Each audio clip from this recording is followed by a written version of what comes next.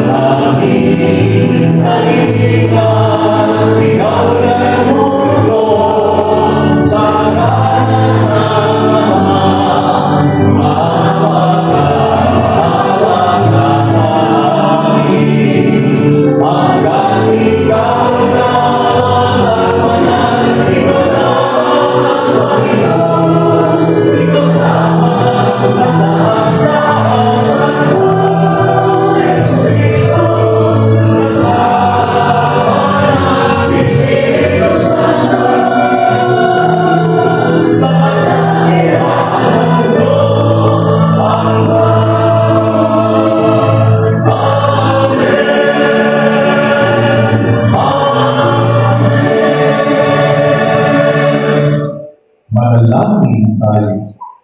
Amang makapangyarihan, niliwanagan ng iyong makasang ilaw ang mga naliligaw. Pero pinababalik sa daan upang ikaw ay matagpuan. Ang mga mabilang sa pananalig sa iyong anak ay pagkalooban mong makapagwaksik sa kanang salunga sa ngalang Kristiyano sa iyo'y tinanggap upang ito'y talagang mapangatawa ng ganap.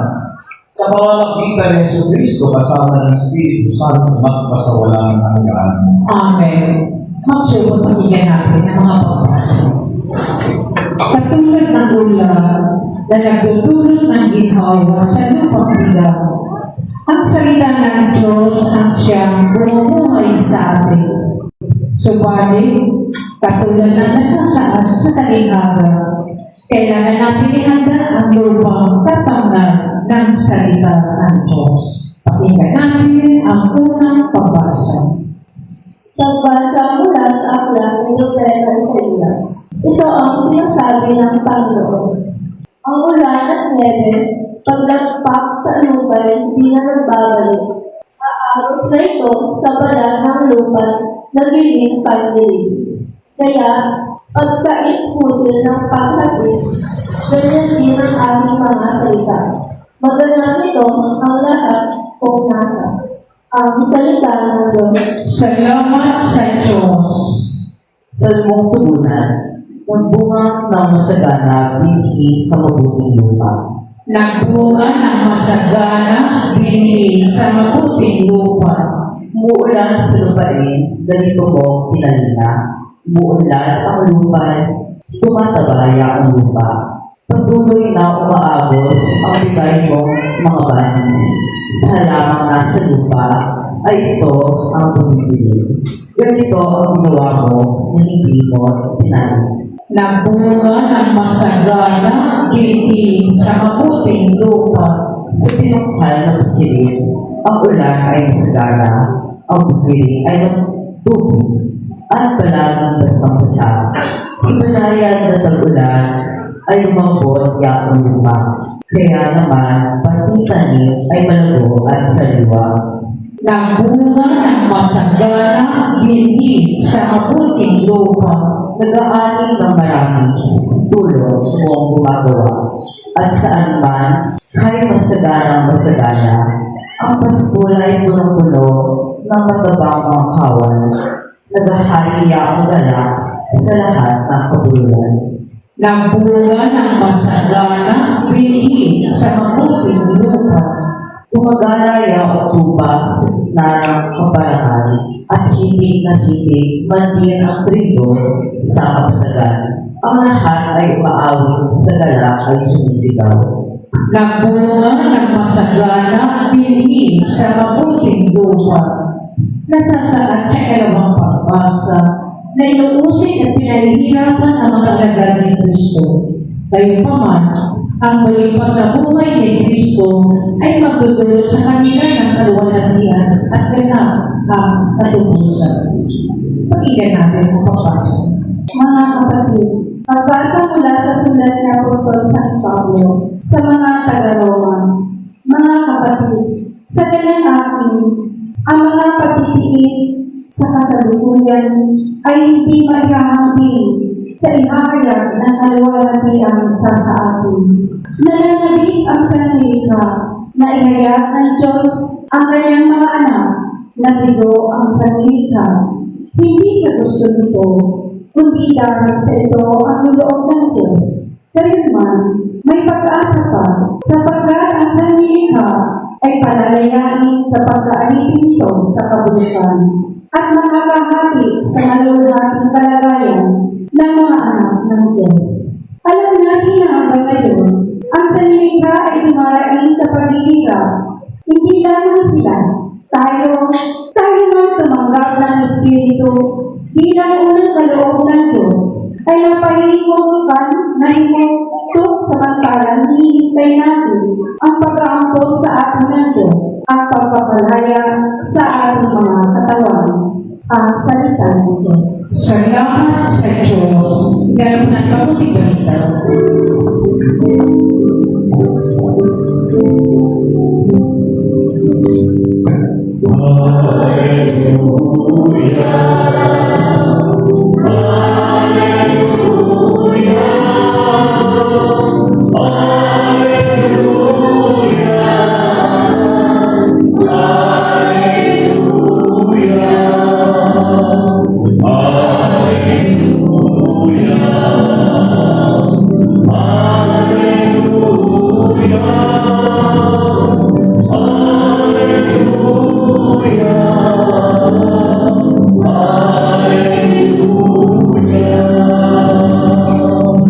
Sumainyo ang Panginoon At sumayon. ang pagpapahayag ng mabuting balita ayon kay San Mateo. Papuri sa iyo, Panginoon.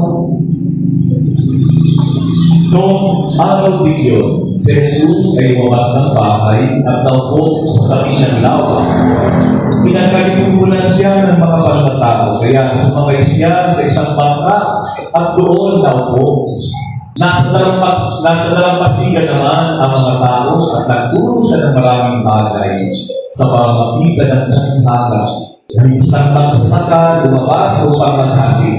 Sa kanyang paghasik ay may bidhing nalaglag sa tabi ng daan. Dumating ang mga ibon at pinukak ang mga yun. May binhi namang nalaglag sa kabatuhan. Pagkat manipis lang ang lupa roon, sumibol ang ng binhing yun. Ngunit ng mga kapilag na sa matinding sikat ng araw, ay natuyo, palibhasay, walang gaanong ulan. May binhi namang nalaglag sa dawagan. Lumago ang mga dawag at ininis ang mga yun. Ngunit, ang binhing nalaglag sa mabuting lupa ay naguhay. May tig 100, may tig-6 na po, at may tig-30 butil ang bawat buhay. Ang may pandinig ay makinig. Minamahal ang mabuting balita ng ating kaligtasan. Pinupuri ka namin, Panginoong Yeso Cristo. Siguro namin naman ang puso natin, kaya mahalaga yung tanong. Siguro nga marami tayong dinadala sa araw-araw. Sino ba yung namamayani? O ano yung matagal ng dinadala ng puso mo? Kaya kung minsan kahit nagsisimba ka, hindi makapasok ang Panginoon sapagkat puno ang puso. Alam ko yung kantang baso may tubig. Lagyan mo raw muli, aakaw lang ito kasi wala na siyang lugar para sa dinadagdag mo. Nasasayang. Kaya yung tanong ay, anong pumupuno sa puso mo ngayon? Kasi importante ang tanong natin, may puwang pa ba sa aking puso ang kanyang salita? Mula yan sa mga pagbasa natin ngayon, kaya dinadala tayo una sa katotohanan ito, na ang Diyos daw ay hindi nagsasawa sa paghahasik ng kanyang salita. Para daw itong ulan o niebe, sabi ni Isaías, ang paghahasik na yan, o tulad ng narinig natin sa Ebanghelyo, ang maghahasik na hindi nanghihinayang malaglag man kung saan ang binhi, maaaring ang malaglag nun ay sa batuhan, umaari sa tinigan, umaari sa matigas ng daan. At sana, meron ding mabuting lugar na kalalagyan ng salita. Sa puso handang tumanggap ng kanyang salita. Pero mga kapatid, ang tanong ay, hindi naman kung nagsasalita pa ba ang Diyos sa akin. Ang tanong talaga sa atin ngayon, nakikinig pa ba tayo? Ang pakikinig na kung saan, hindi lang pasang sa tenga, kundi pakikinig na nauuwi sa pagninilay sa puso. Yung mga magulang, alam na ninyo ang kwento sa mga alam, baka pala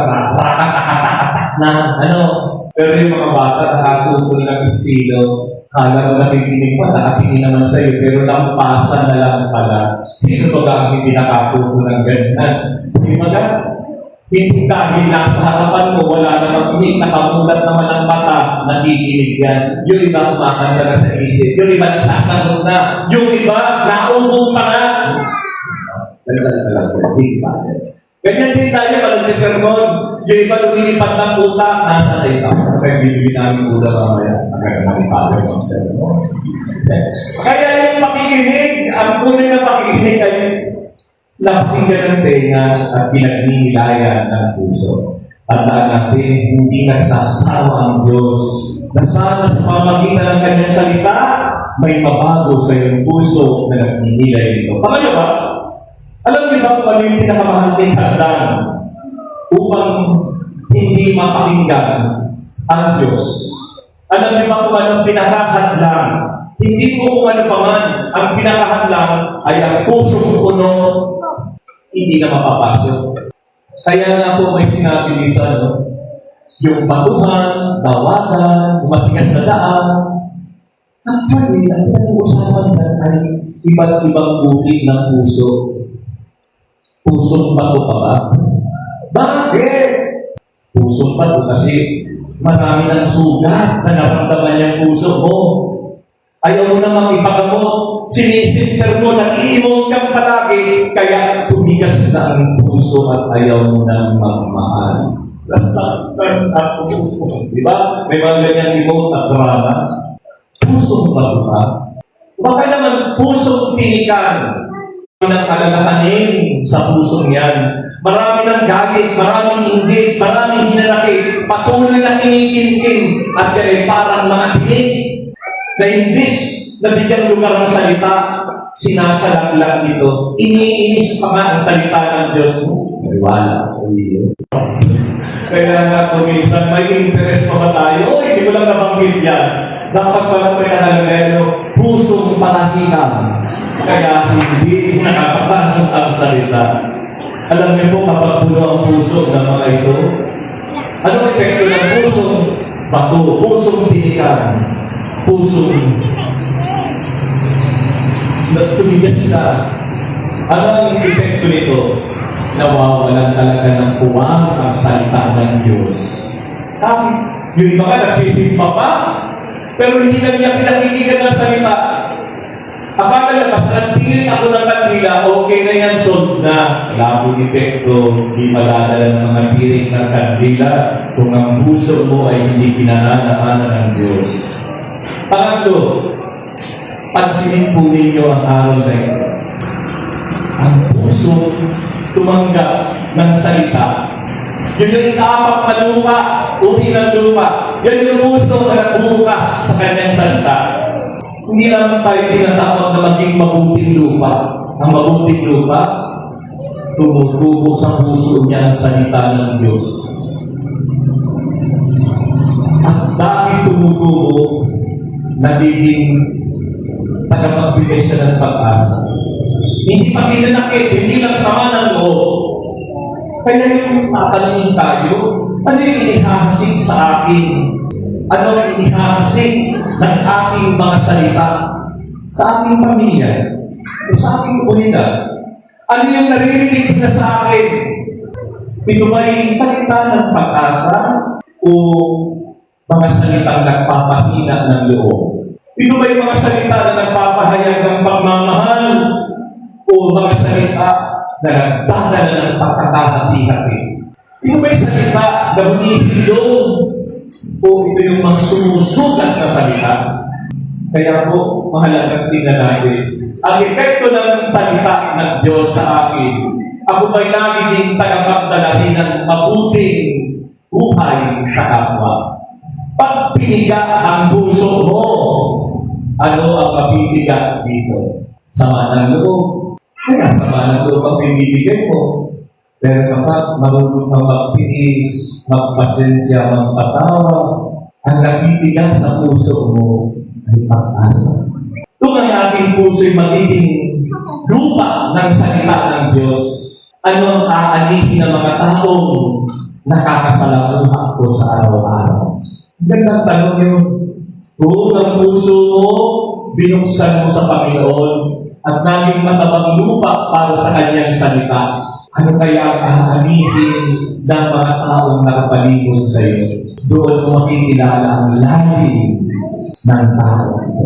Hindi naman para husgahan ang bawat isa, kundi maging imbitasyon. Siguro ang nakapaligid sa akin, pinaghihinaan. Kasi ang kapamihina ay binibigay ko. Lord, tulungan mo akong tanggapin ano yung sitwasyon ng buhay ko. Sa iyong harapan, inaamin ko ang aking mga kahinaan. Minsan pusong bato, minsan pusong tinikan, minsan parang daan na hindi tuturuan ng kahit ano. Pero ito yung katotohanan, Panginoon, maawa ka, gawin mo mayamang lupa ang aking puso para magbunga ang iyong salita. Amen? Amen. Tumayo tayo lahat. Sabay-sabay natin pahayag, sumasampalataya ako Sa Diyos sa mga makapangyarihan sa lahat, na may gawa ng langit at lupa. Sumasampalataya ko kay Kristo, isang anak ng Diyos, Panginoon natin lahat. Nagkatawang tao siya lang ng Espiritu Santo. Ipinanganak si Santa Maria Virgen. Pinagpapasakit ni Poncio Pilato. Pinako sa sus na matay nilibig. Nagawa sa tinawag na namangay umaw. Dahil tatlong araw na buhay na mabuhay. Umakyat sa langit, nalulubos sa kanan ng Diyos ang mga makapangyarihan sa lahat. Doon magkukulang paririto at hukom sa nabubuhay at namatay na tao. Sumasampalataya ng anak ko sa Diyos, Espiritu Santo, sa banal na simbahang Katolika, sa samahan ng mga banal, sa kapatawaran ng mga kasalanan, sa pagkabuhay na muli na namatay na tao, at sa buhay na walang hanggan. Amen. Mga kapatid, pinupuri ni Jesus na pinagpala ang lahat ng nakikinig sa kanyang salita, lalo na sa nagsasabuhay nito. Ngayon ay dumalangin tayo sa ating Ama na huwag lamang tayo maging tagapakinig ng salita, kundi maging tagasunod na nagsasabuhay nito. At sabihin natin ng taimtim, Ama, turuan mo kami makinig sa iyong salita. Ama, turuan mo kami makinig sa iyong salita. Upang ang simbahan ay patuloy na bumuti ng salita mo, O Diyos, sa pamumuno at paglagay ng Santo Papa, mga bispo, pari at mga diakono. Manalangin tayo Ama, turuan mo kami makinig sa iyong salita. upang ang mga nasa serbisyo publiko ay dapat na maglingkod sa bayan ayon sa iyong awa ni Jesucristo at makatakot sila ng inspirasyon at lakas sa iyong salita. Manalangin tayo Ama, turuan mo kami makinig sa iyong salita. Manalangin tayo Ama, turuan mo kami makinig sa iyong salita. upang buong lugod kami maglingkod sa iyo at sa aming kapwa, hindi lamang sa panahon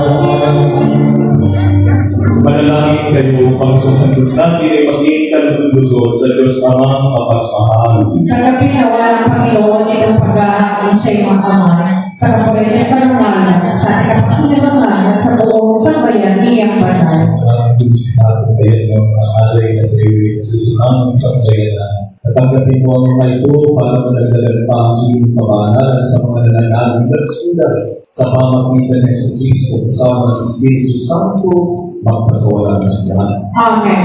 Susunod ang Panginoon. At sumayo rin. Taas sa Diyos ang puso at diwa. Itinasa namin sa Panginoon. Pasalamatan natin ang Panginoon ating Diyos. Wala na siya ay pasalamatan. Ang kapangyarihan naman, tunay na marapat na ikaw ay pasalamatan. Nasa iyo ang aming buhay, pagkilos at pagkilan. Sa pamumuhay namin araw-araw, tinatamasa namin ang iyong pagmamahal.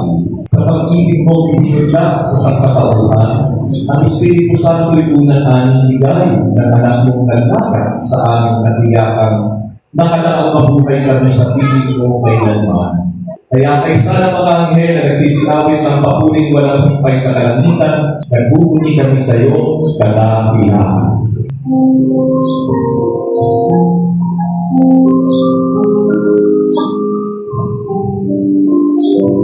Santo, Santo, Santo, Panginoon Diyos na makapangyarihan, ang langit at lupa, kaluhan ng iyan mo. O sana sa maitas, bilang malang na parinig mo, sa ngalan ng Panginoon. O sana sa maitas, Panalangin banal, ikaw ang bukal ng talang-kabanalan. Kaya sa pamagitan ng Espiritu, gawin mong banal ang mga kaloob nito sa amin ay maging katawan at dugo ng Panginoong Jesucristo. Yung gabi bago siya pahirapan magpakasa, hinawakan niya ang pinapay. Nagpasalamat sa iyo, hinati yun, inabot sa kanyang mga lagan at sinabi, tanggapin yung lahat ito at kanin. Ito ang aking katawan, ay hamdo para sa iyo.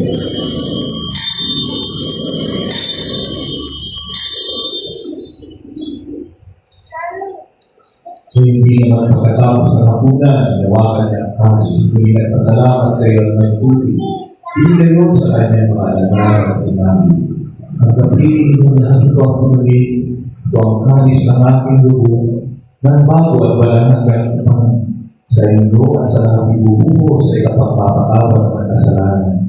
Gawin ito sa pag-alaala sa akin.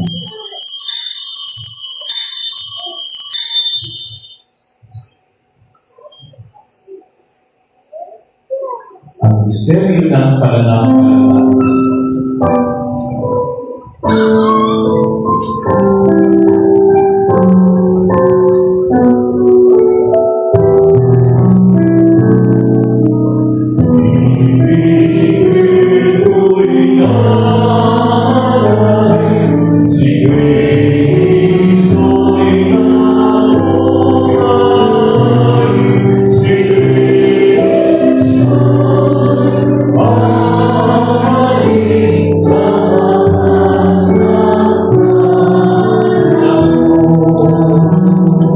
Sa pagkulitan namin sa kamatayan at huling pagkabukay ng iwanan, alay namin sa iyo ang pinapay na bibigay buhay at namin sa nakakaloon ng kaligtasan.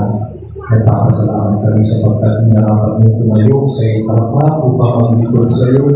Pagbuwag sinasama namin kami makikinabang sa katawan dugo ni Kristo ay pag-isahin ng Espiritu Santo. Unahin namin ang simbahan sa buong daigdig. Diskusin mo kami sa pag-ibig kay San Leon na aming Papa. Pinagkama na aming Kristo at lahat ng kapatiran. Alalahanin mo mga kapatid namin na hindi na umaasa muling mabubuhay at lahat ng mga umano. Kawaan sila at patuloyin sa iyong kaliwanagan. Pagdapatin kaming lahat na makasalo sa buhay na walang wakas kay San ang mahal na Birheng Maria, ang ina ng Diyos, ni San Jose na kanyang esposo, kay San ang mga apostol, ni San Juan Bautista ang patron at lahat ng banal na nabuhay sa daigdig ng kalugod sa iyo, may pagdiwang namin ang pagpupuli sa karangalan mo sa pamagitan ng iyong anak na aming Panginoon si Kristo. At sa pamagitan ni Kristo, kasama niya sa kanya lahat ng parangal at papuri sa iyo, Diyos amang mga pangyaringan, kasama ng Espiritu Santo at sa walang hanggan. Amen. Sa din natin ngayong dasalin ang panalangin turo ni Yesu Kristo, Panginoon natin.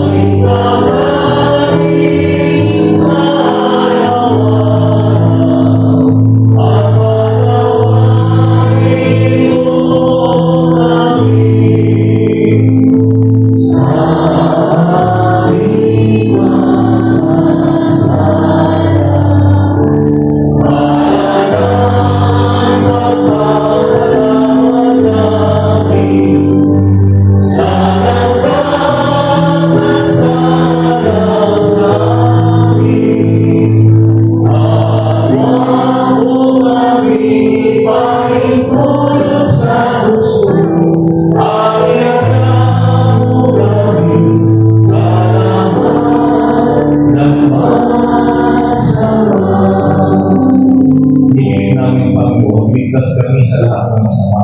Pagkalooban ng kapayapaan sa aming kapanahunan upang sa tulong ng iyong awa Lagi kaming maligtas sa kasalanan at malayo sa lahat ng igaling, samantalang hinihintay ang masayang pagbabalik ni Kristong aming manubos.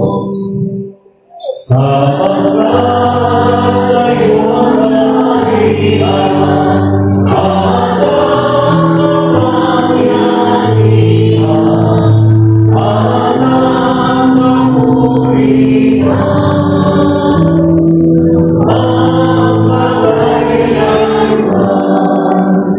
Panginoon Jesus, sinabi mo sa iyo ang gusto kapayapaan ang hindi lang po ibigay sa iyo ang aking kapayapaan.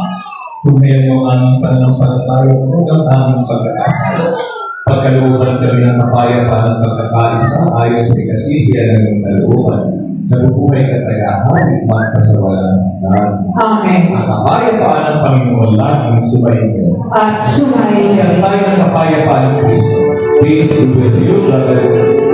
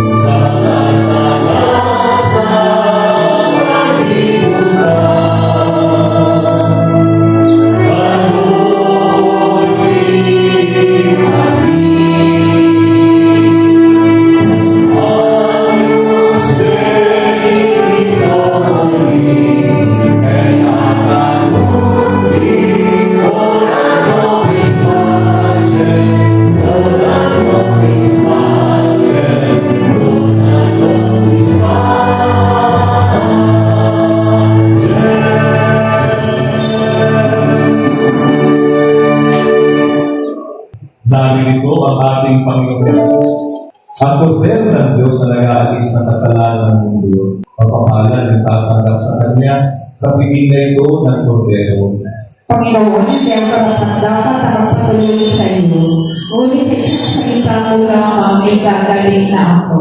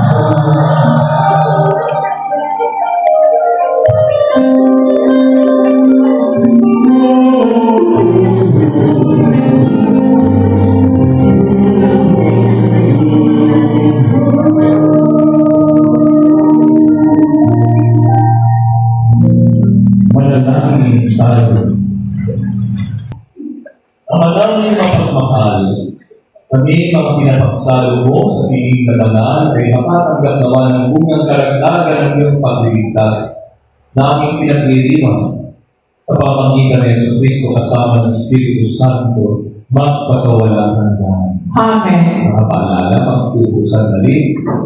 At dapat ayos na po tayo ang harapan ng simbahan. Mahalaga po na yung mga inconveniences natin, sana ay malampasan natin pagkat nagpapaayos tayo doon. So, dito na po, nagsisimula tayo, yung mga inconveniences doon ay malampasan natin. So, ito po yung aking mga paalala lamang.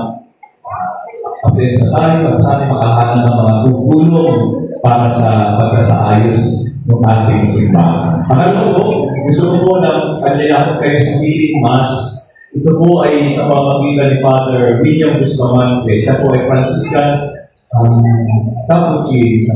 Inanyayahan natin para gawin po yung ating imas sa mga taong alam natin kung minsan maasa sa himala ng Diyos. Yan po ay Martes yan, 28 ng Hulyo.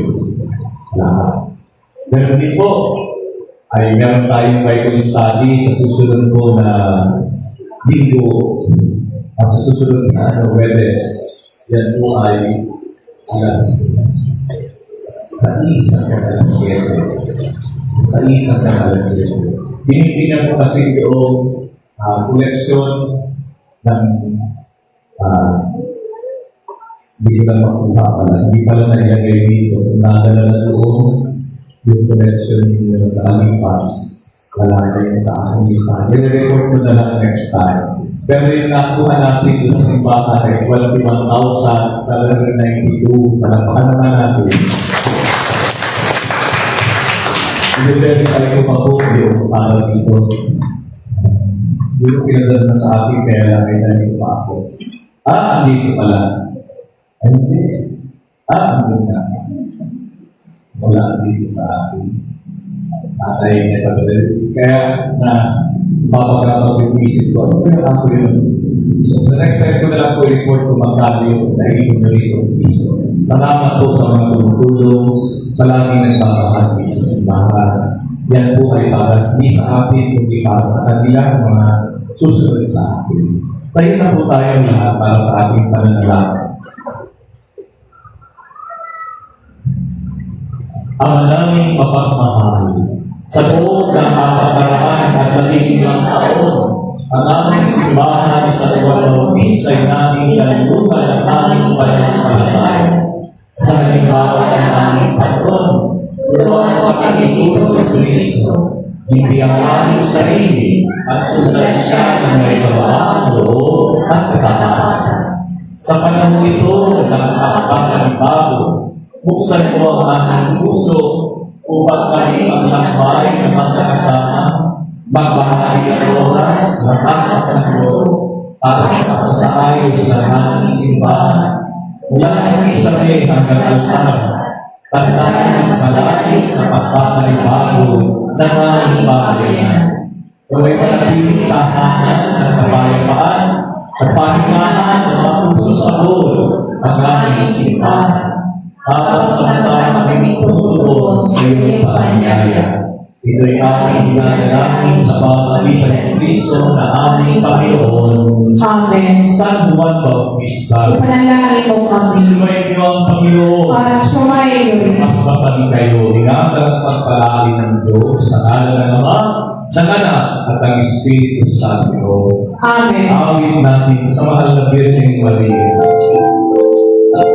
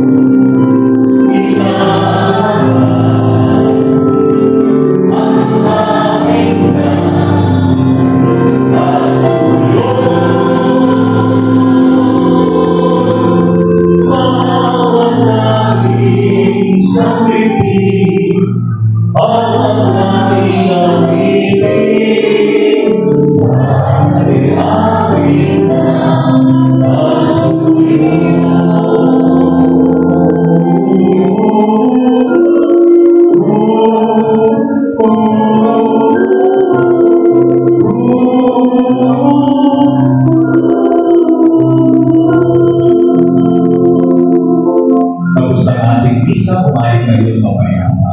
Salamat sa Diyos. Iyan mo, magandang umaga. Barangay Pastor Council, Victoria Pagkalim Farm.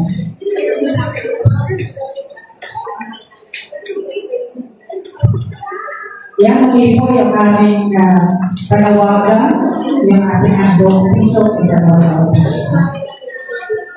Dos.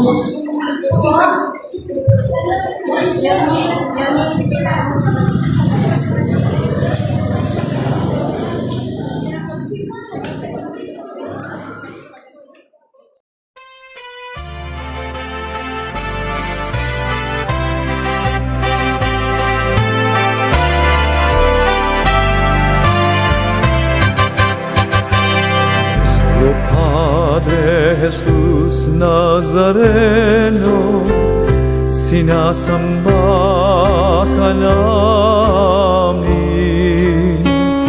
pinipinto ka namin, aral mo ang aming buhay at kaligtasan, Nuestro Padre Jesús Nazareno, iligtas mo kami sa kasalanan. Ang krus mong kinamatayan ay sagisag ng aming kaligtasan. Nuestro Padre Jesus Nazareno, dinarangal ka namin. Nuestro Padre Jesus Nazareno, niluluwalhati ka namin.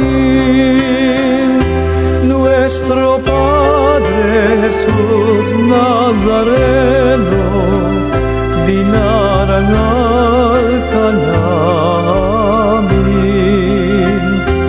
Nuestro Padre Jesus Nazareno, niluluwalhati ka namin.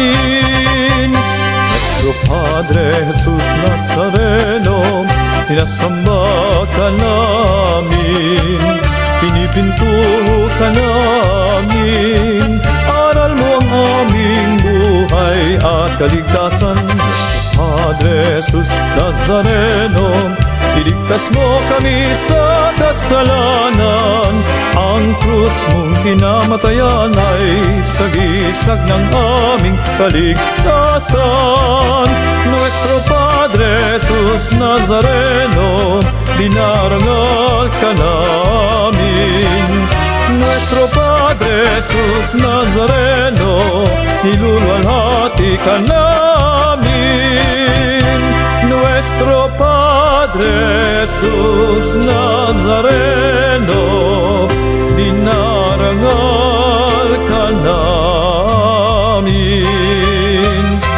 Nuestro Padre Jesús Nazareno, niluluwalhati ka namin.